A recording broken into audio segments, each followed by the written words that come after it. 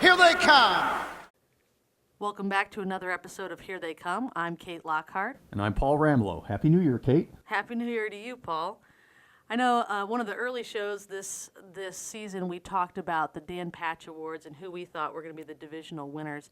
And those were announced last week, so I was wondering if you could run down the list for us, Paul. Let us know who won each of the divisions. Absolutely. We'll start off with 2-year-old male trotter of the year, and that was the closest vote of all. Pastor Stephen by one vote, 56-55 over Man of Many Missions. On the 2-year-old filly trotter of the year side, it was Chris Dream. Moving on to the 3-year-olds, the male trotter of the year was Lucky Chucky, while Barslide captured 3-year-old filly trotter of the year. Older male trotter of the year was Enough Talk, while older female trotter of the year was Buckeye St. Pat in a unanimous selection there, receiving all 131 votes. Moving on to the pacers, it was Big Jim with 120 votes to capture 2-year-old male pacer of the year, while the unbeaten CU at Peelers was top choice for 2-year-old filly pacer of the year. 3-year-old male pacer of the year was no surprise, as Rock and Roll Heaven was named on 129 ballots, while Put on a Show captured the honors for 3-year-old filly pacer of the year. The older male pacer of the year was Won the West with 90 votes, while the older female pacer of the year was Dreamfair Eternal, who was named on 123 ballots. Kate? Well, Paul, as we're looking at year-end honors, we often look at earnings or horses that have won major stakes, division champions, but there are some other horses that deserve our attention as well. These are the horses that are putting in 30, 40 starts a year and amass the most wins in any particular season. Right, absolutely. Our winningest horse in 2010 was BB Windfall, a 4-year-old pacing mare, who had 23 victories over the course of the year for owner Terry Hunter of Troy, Ontario. BB Windfall raced mostly at Georgian Downs and other tracks up in Ontario, and just winning half of her starts, 23 out of 46. She narrowly defeated 2 other horses that had 22 victories this past calendar year.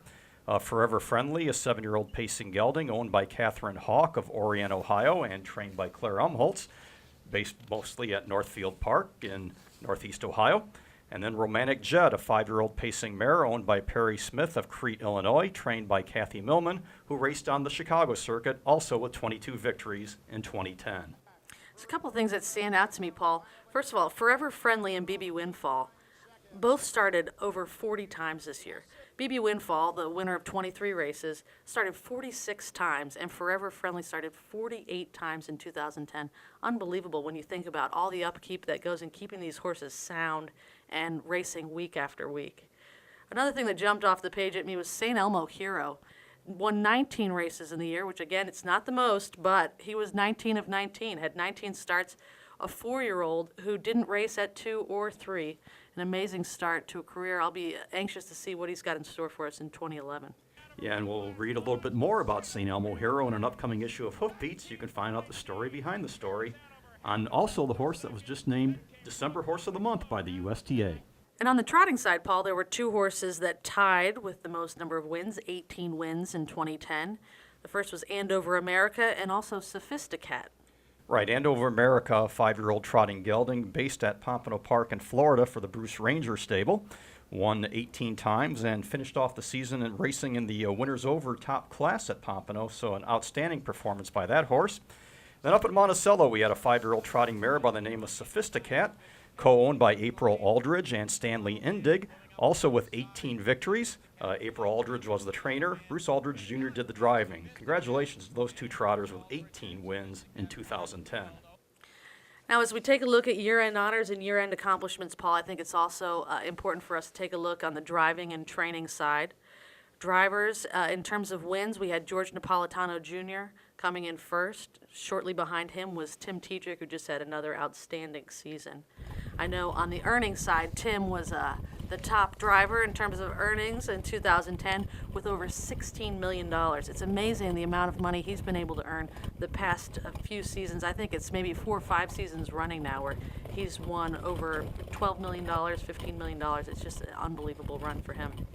Yeah, I also want to give a shout out to Gilles Berriot, driver up at the Canadian Maritimes, who was the top UDR driver for drivers with 500 or more starts. An amazing 460 UDR. Talk about consistency on the racetrack. And while the drivers may have been close in terms of wins, the trainers, it sort of is a standout here for the Ron Burke stable. He dominated in earnings, earning more than twice the nearest competitor. And then also in terms of wins, he just is head and shoulders above any other trainer out there. He had, 3,700 starts, which again, I think that's more than twice his nearest competitor. Just unbelievable year for the Ron Burke stable. Yeah, absolutely. 840 wins, more than 300 ahead of runner-up Lou Pena. And like you said, $18 million in earnings. Jimmy Takter was the runner-up, by the way. Interesting numbers with just 540 starts. Jimmy had more than $7.8 million in earnings. Of course, the trainer of CU at Peelers, who was a divisional champion, and many other outstanding horses for Jimmy last year. And let's also give a shout out to April Aldridge, who we just mentioned with Sophisticat, who is the top UTR trainer with a percentage of 443 this year, racing her stable up at Monticello.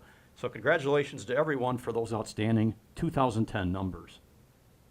Well, Paul, now we're going to take a look up at Monticello Raceway. They're often putting together really interesting races. They have the Heritage Series where they take a look at the different drivers participating and their heritage, try to group like heritages together, if you can say that. One of my favorite races they put together is called the Au revoir race. They do it on December 31st, and it's for 14-year-old horses who this is going to be the last start of their career. Let them all compete against each other and sort of go out on a bang. Yeah, they had a 5-horse field for this year's race, and the winner was Sinbad. Sinbad is owned by the Ned Urbanski stable, and Ned Urbanski is the trainer. Jimmy Marone Jr. was in the bike. Sinbad was a wire-to-wire winner by 5 lengths in his final start of his career. Also like to give a shout-out to the other 4 horses in that race, Jacka Sealster N, Mr. Turing, Giacomo A, and Prince Rama A. They finished 2nd through 5th in that order. Yeah, so congratulations to the folks at Monticello for putting this race together. Director of Racing Eric Warner, Publicity Director John Manzi. They work real hard to put this race on every New Year's Eve, and it turned out to be an outstanding performance this year by Sinbad. And good luck to him on his retirement. Well, Paul, with the new year comes resolutions. Everyone does it every year. It's some people really enjoy it and get a lot out of their resolutions. Others feel like maybe they're just setting themselves up for failure. Always interesting to see what people come up with. And I have to say, I saw on a lot of the blogs that we have at ustrotting.com, people putting together their list of resolutions for harness racing. Ken Weingartner caught up with some horsemen to find out their resolutions for 2011. I may sound a little complacent, but I'm extremely happy with my life. I have a wonderful family, very nice horses, and I'm very satisfied with the way things are going. Of course, it would be nice to have a seasons champion, world champion, whatever, but if things stayed the same as they've been for the past few years, I would be more than satisfied. My wish is that the Meadowlands stays open this year and many more years after this year. I'd like to wish everybody a happy new year and healthy and prosperous, of course, and especially Mr. Gorell with his Meadowlands mission and whoever his partners may be. Obviously we need the Meadowlands to go, or it won't be very, very bright for anybody. So all the best to everybody, especially the Meadowlands. What I'd like to see happen in the new year is Trenton announcing that slots will be coming to the Meadowlands with horsemen included. Thanks a lot, Ken. That was quite interesting. Kate, I'd like to just make a couple resolutions for the sport as we go into 2011. First off, let's hope the situation in New Jersey at the Meadowlands has a happy ending. We can't go on without the Meadowlands, our marquee track. I think Jeff Gorell stepped up to the plate, the New Jersey Standardbred Breeders and Owners Association. Let's hope they can come up with a deal that works out well for all horsemen and everybody involved in the sport.